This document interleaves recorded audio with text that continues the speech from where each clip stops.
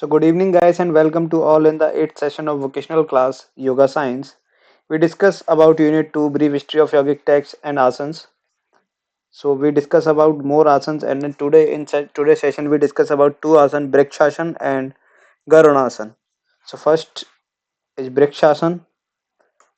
Now, Brikshasana is a yoga asana. It derives its name from the Sanskrit word vriksh, which means tree. जैसा कि आपको पता है संस्कृत के एक वर्ड से आया वृक्ष से, और वृक्ष को हम बोलते हैं, वृक्ष का मतलब क्या होता है?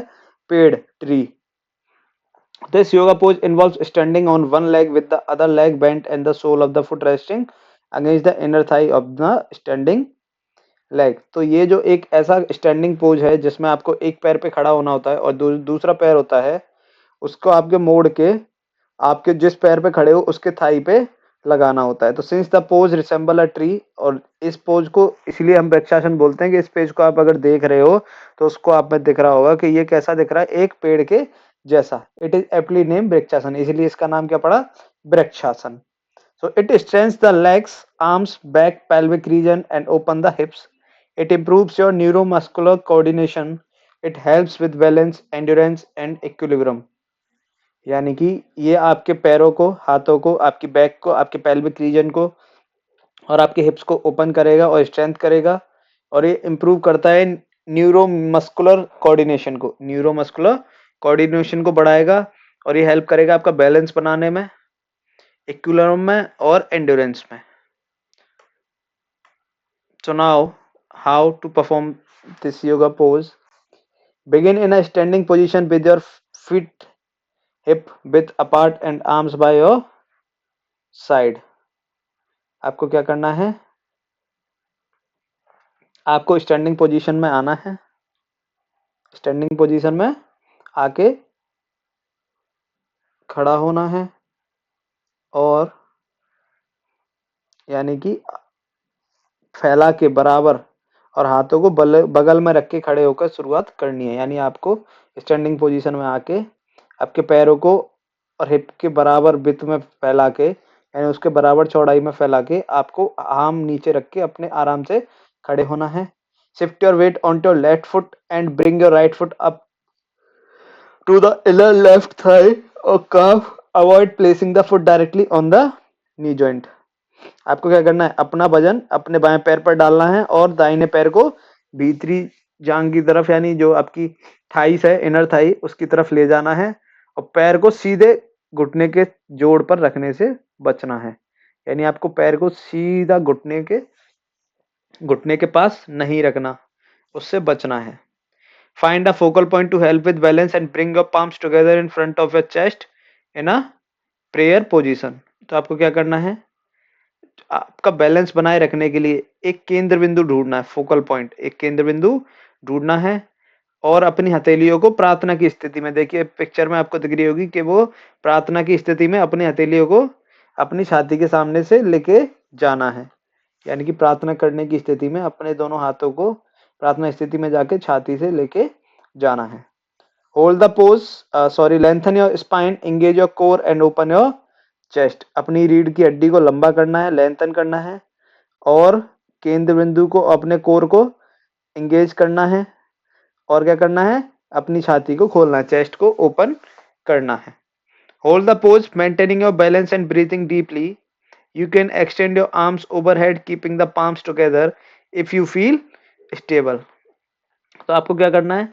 अपना संतुलन बनाए रखना है और गहरी सांस लेते हुए इस पोज को होल्ड करके रखना है.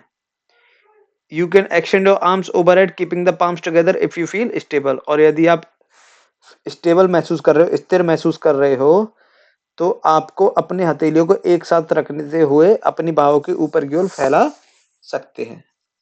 तो हथेलियों को एक साथ रखकर बाहों को ऊपर की ओर फैला सकते हैं. Repeat on the other side by shifting your weight to the right foot and bringing the left foot upon. यानी कि आपको ये आप दूसरे पैर पर भी कर सकते हो. उसमें आपका जो पैर है इस पे वजन है लेफ्ट फुट पे, और तब आपका होगा राइट फुट पे. So now benefits of Brikshasana. Benefits of Brikshasana. तो improved balance, ये आपका क्या करेगा, वृक्षासन हेल्प करेगा आपका बैलेंस और कोऑर्डिनेशन बढ़ाने में, आपका बैलेंस और कोऑर्डिनेशन बढ़ाने में। वृक्षासन क्या हेल्प करेगा, बैलेंस और कोऑर्डिनेशन को बढ़ाने में, यानी जो आपका संतुलन है और आपकी समन्वय की जो भावना है, यानी सोचने की जो भावना है, समन्वय की जो भावना है, सेंसेस हैं, उनको बढ़ाने में मदद करेगा, उनको बढ़ाने में मदद करेगा। Strengthen legs, strengthen legs. This pose strengthens the muscles of the legs, including the thighs, calves and ankles. यानी आपके पैरों को मजबूत बनाता है, यह जांघों, आपकी जांघों को, यानी आपके पैरों की मसल्स को और आपकी जांघों को, इंक्लूडिंग थाई, काफ्स, आपकी पिंडलियां जो होती हैं, काफ्स, तिलियां जिनको हम बोलते हैं, एंड एंकल्स, और जो आपके टखने, उनकी सभी की मांसपेशियों को मजबूत बनाता है। Focus and concentration, focus and concentration. The need to find a focal point and maintain balance enhances concentration and mental focus. The need to find a focal point and maintain balance enhance concentration and mental focus. यानी क्या करना है आपको, एक केंद्र बिंदु खोजना है और संतुलन बनाए रखने की आवश्यकता एकाग्रता मानसिक फोकस को बढ़ाती है। यानी एक केंद्र बिंदु को खोजने में, उसका संतुलन बनाए रखने में और आवश्यकता है जो है एकाग्रता मानसिक फोकस को बढ़ाती है। Hip flexibility, hip flexibility. Practicing tree pose regularly can improve the flexibility of the hips. Practicing tree pose regularly can improve the flexibility of the hips. यानी नियमित रूप से आप अगर इस अभ्यास को करते हो तो आपके हिप्स को लचीलेपन में सुधार, यानी उसकी हिप्स की फ्लेक्सिबिलिटी आपको बेटर कर देगा, हिप्स की फ्लेक्सिबिलिटी आपकी बेटर कर देगा। Stress relief, stress relief. The meditative aspect of this pose can help reduce stress and calm the mind. The meditative aspects of this pose can help reduce stress and calm the mind. यानी आप इस मुद्रा को करते हो, इस pose को करते हो तो जिससे आपके तनाव को कम करने में और मन को शांत करने में मदद करेगा, आपके तनाव को कम करने में और मन को शांत करने में मदद करेगा।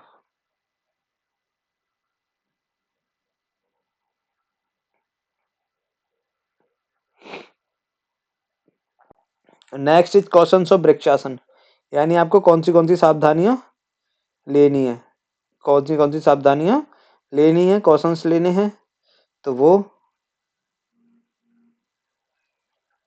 अवॉइड नी प्रेशर, अवॉइड नी प्रेशर, यानी कि आपको अवॉइड करना है किस चीज को, अपने घुटनों पे जोर डालने से, अपने घुटनों पे जोर डालने से।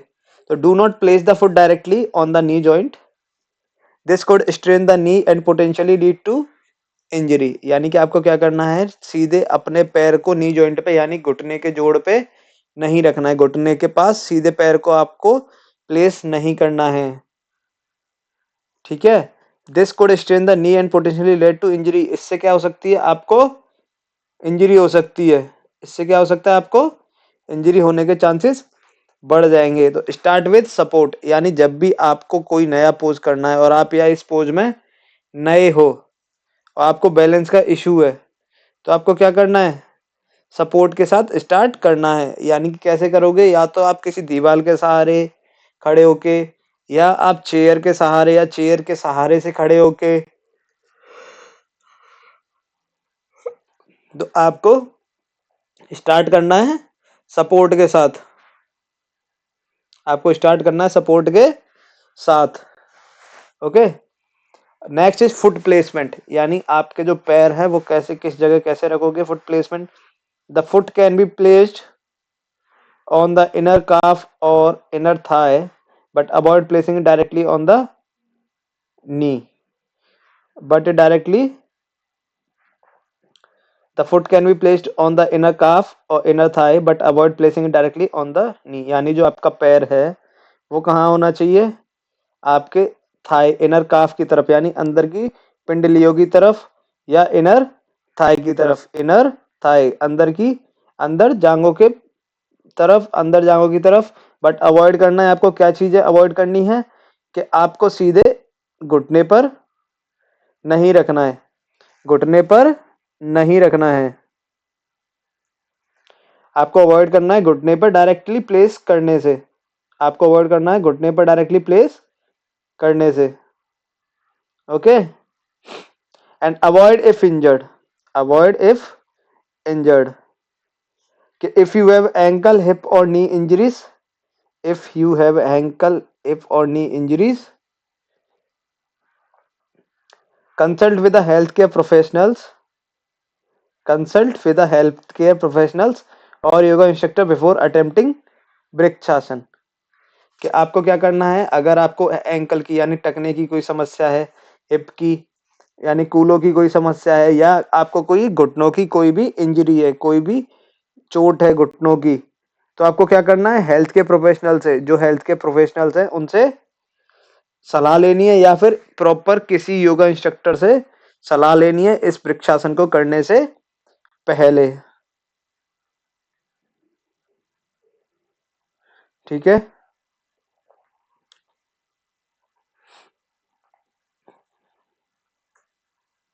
नेक्स्ट इज गरुड़ आसन।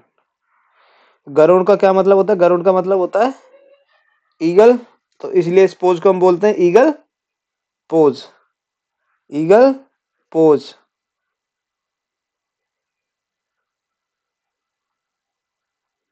ईगल पोज, गरुड़ आसन और eagle pose is a yoga pose that involves wrapping one leg around the other and intertwining the arms, intertwining the arms. It requires balance, strength and concentration. As with any yoga pose, listen to your body.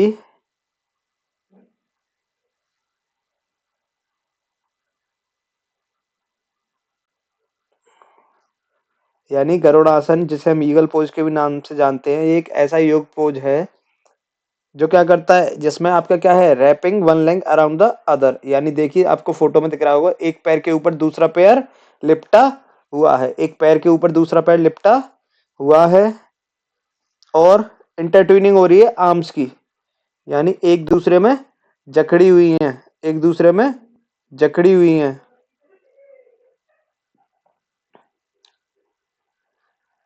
It requires balance, strength and concentration. इस pose को करने के लिए आपको क्या चाहिए, एक तो संतुलन, एक मजबूती और एक एकाग्रता, इन तीनों चीज की आपकी आवश्यकता होगी। As with any yoga pose, listen to your body and if you have any concern or pre existing conditions, consult with the health care professional or a qualified yoga instructor before attempting Garuda आसन।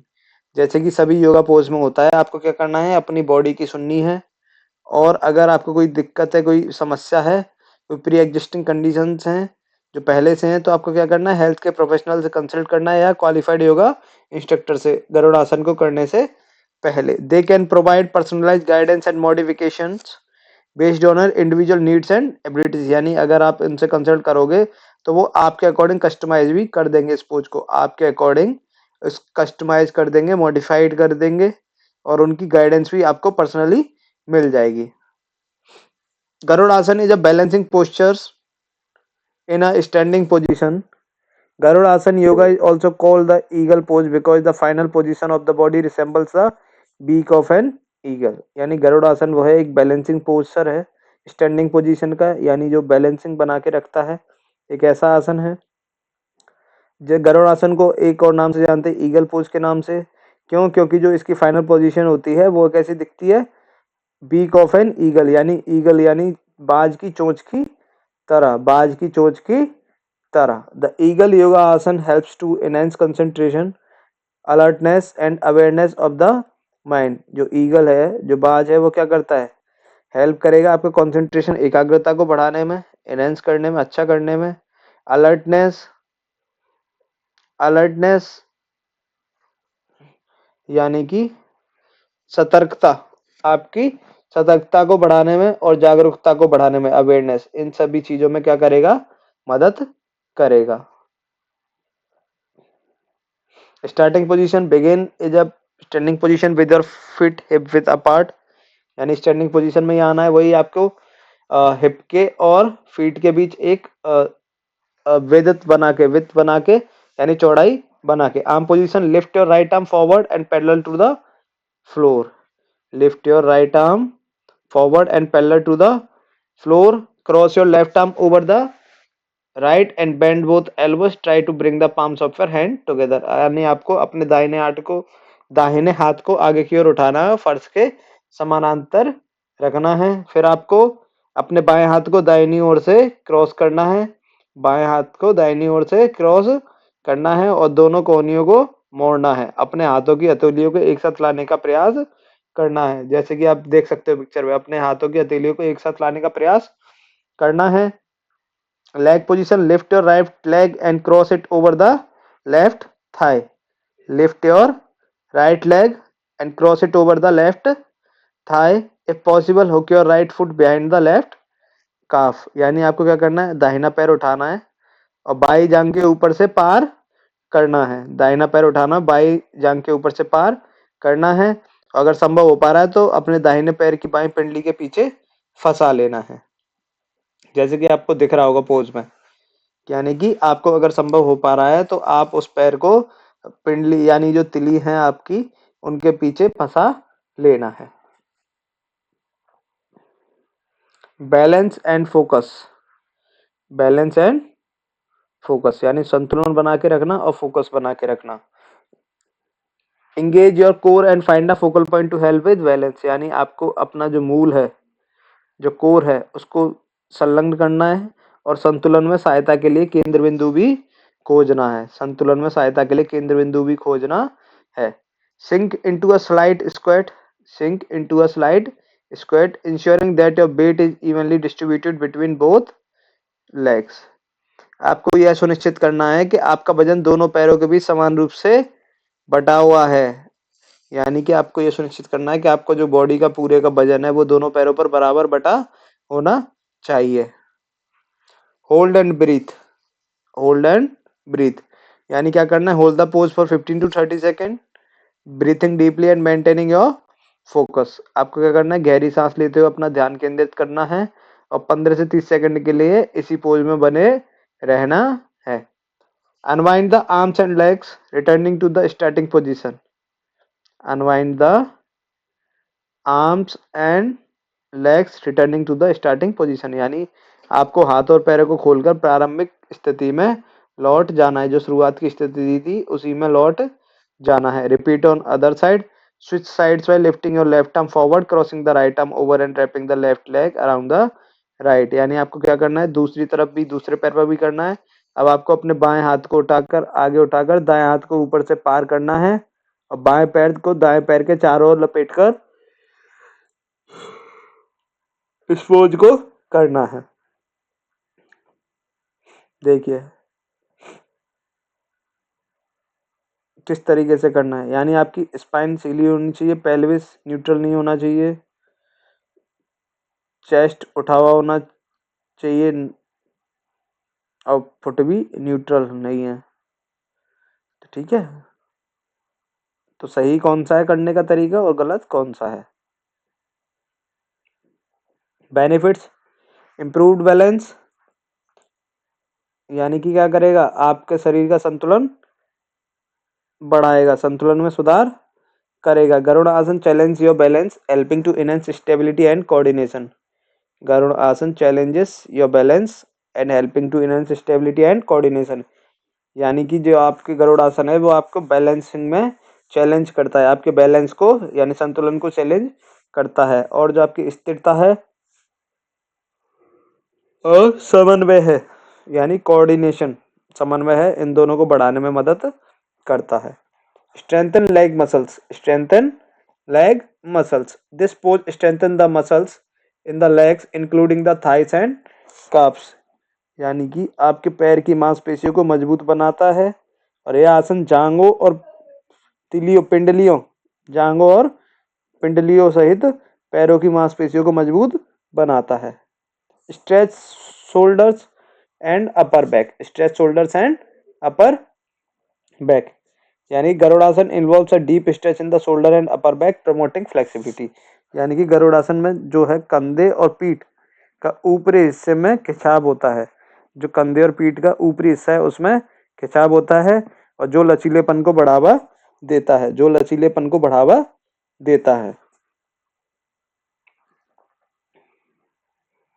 Enhance concentration, enhance concentration यानी कि आपकी एकाग्रता को बढ़ाता है, यानी कि the focus required to maintain the pose can improve concentration and mental clarity, के आपका जो मुद्रा है इस पोज को बनाए रखने के लिए आवश्यक है फोकस, एकाग्रता, improved concentration and mental clarity यानी एकाग्रता और मानसिक स्पष्टता से सुधार कर सकता है। Opens the chest, the pose helps to open and expand the chest promoting better respiratory function, यानी कि आपकी छाती को खोलता है और उसको फैलाने में मदद करता है, जिससे श्वसन क्रिया बेहतर होती है, जिससे कि क्या होता है, श्वसन क्रिया बेहतर होती है। Stimulates blood circulation, the wrapping action is Garudasana can stimulate blood circulation and energy flow in the body, यानी कि आपके ब्लड सर्कुलेशन को उत्तेजित करता है। The wrapping action the Garudasana can stimulate blood circulation and energy flows in the body, यानी कि आपकी लपेटने की जो क्रिया है उसे गरुड़ासन शरीर में रक्त परिसंचरण, शरीर में पूरे रक्त परिसंचरण को और ऊर्जा प्रवाह को उत्तेजित कर देता है। एक तो रक्त संचरण को और ऊर्जा प्रवाह को शरीर में परिवर्तित उत्तेजित कर देता है। क्वेश्चंस क्या क्या हैं? अवॉइड इफ यू हैव नी और एंकल इश्यू, आपको अवॉइड करना है अगर आपको नी यानी घुटनों की और एंकल की टखनों की कोई इश्यूज हैं। इंडिविजुअल्स विद नी और ankle injuries may need to be cautious or avoid this pose. If you experience pain, modify the pose or skip it. यानी आपको क्या करना है, मुद्रा को बनाए रखने के लिए आवश्यक है कि फोकस, एकाग्रता यानी क्या होना है कि अगर आपको इंडिविजुअल्स विद नी और एंकल इंजरीज हैं, यानी आपको व्यक्तिगत रूप से किसी घुटने की चोट है और या टखने की चोट है, तो आपको क्या करना है, आपको सावधानी बरतनी है और इस पोज को अवॉइड कर देना है। या तो सावधानी बरतनी है या अवॉइड कर देना है। If you experience pen modify the pose और स्किप इट, अगर आपको दर्द होता है तो या तो आप इसे मॉडिफाई कर लीजिए या इसे स्किप कर लीजिए।